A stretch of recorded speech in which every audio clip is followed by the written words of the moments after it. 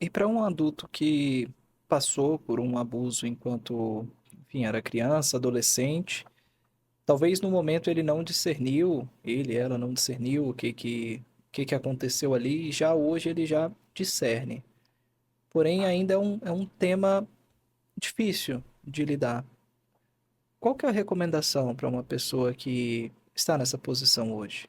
Sabe que isso acontece muito, né? Muitas crianças, elas, como o abuso, ele, principalmente o presencial, né? Ele é envolto num processo de sedução, né?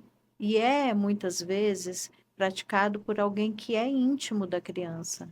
É Uhum, um pai, é um tio, é um avô, é um padrasto, é alguém ali da intimidade, que ele não abusa o tempo inteiro. Tem horas que ele cuida, tem horas que ele abusa, tem horas que ele oferece carinho, cuidado, proteção, outra hora ele abusa.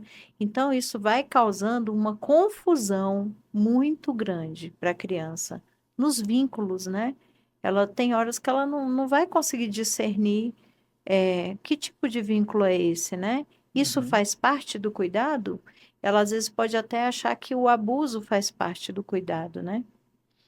Até lembrei agora de um relato que eu ouvi que um pai toda noite colocava a filha para dormir.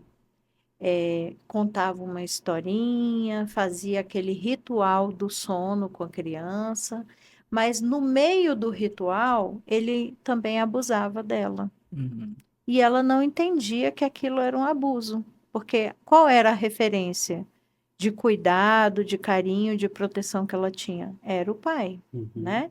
E sempre o abuso ele está mesclado com outros aspectos de cuidado, né, de carinho. E aí, uma vez essa menininha viajou para casa da avó, né, em outra cidade, e o pai não foi. E a avó foi fazer também esse ritual de sono com ela, contou uma historinha e colocou ela para dormir, deu boa noite e a menininha falou: Ué, vovó, mas você não vai fazer a massagem que o papai faz em mim? Aí que a avó se assustou, né, e foi entender o que massagem era aquela que o pai fazia nela, uhum. que era o momento do abuso, né?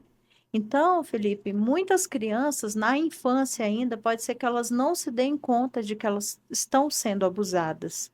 Muitas vão se dar conta quando chega na adolescência, que começa o discernimento aumenta, a capacidade de discernir aumenta na adolescência, né?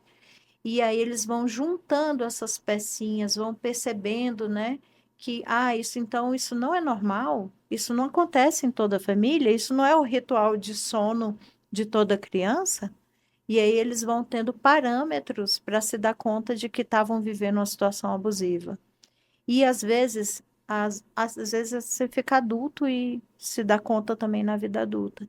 Então, eu atendo na clínica muitas pessoas que foram abusadas na infância, não tiveram como pedir ajuda, não acharam um adulto de confiança que elas se sentissem liberdade, né, de pedir ajuda e carregaram essa dor, esse sofrimento por toda a vida até chegar na vida adulta, quando tiveram condições de pedir ajuda, né? Acontece bastante isso mesmo. Querendo dar assim, uma mudada no tom, né? Você já passou muitas informações preciosas e quando a gente ouve isso tudo, é inevitável a gente começar a se perguntar o seguinte: por que lidar com um tema tão difícil? Por que entrar nesse tipo de demanda, de guerra, de situação? Por que você está nessa frente aí de batalha?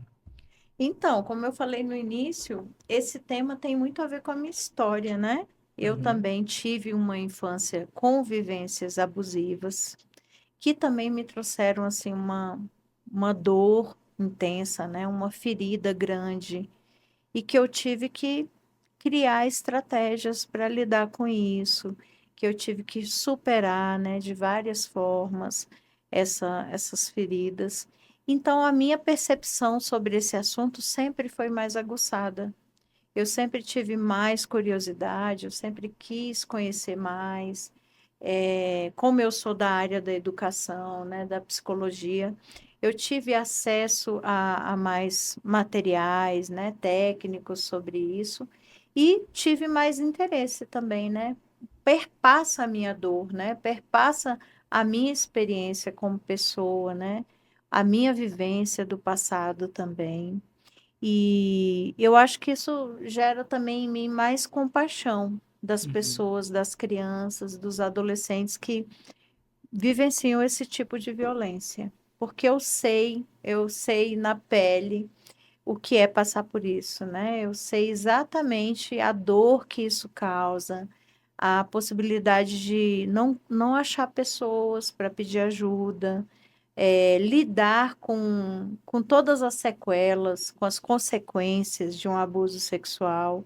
Então, não é algo fácil, né? Mas é algo que eu experimentei e que hoje eu quero oferecer esse suporte, essa ferramenta para outras crianças, para que elas possam ter uma possibilidade de se proteger, né, desse tipo de violência que é tão devastadora, né?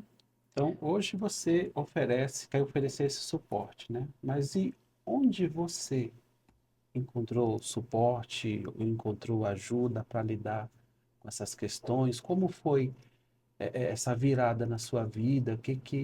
Uhum. Onde foi seu porto seguro? Eu encontrei muito suporte, em relacionamentos fortes, em vínculos, né, reais, assim, dentro da igreja, de pessoas que me amaram, que gastaram a vida delas, cuidando de mim, me amparando nas minhas dores, nas minhas crises.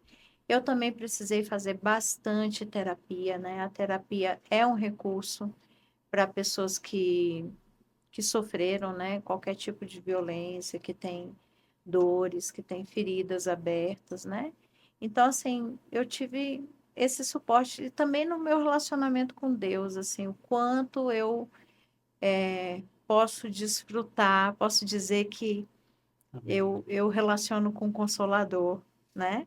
Eu relaciono com Deus que consola, com Deus que ampara, com Deus que é um pai muito cuidadoso. Amém. Então, eu acho que esses três foram, assim, grandes suportes para mim. Não sei se as câmeras captaram aí, mas seu olho encheu de lágrimas agora. Muito forte ouvir isso.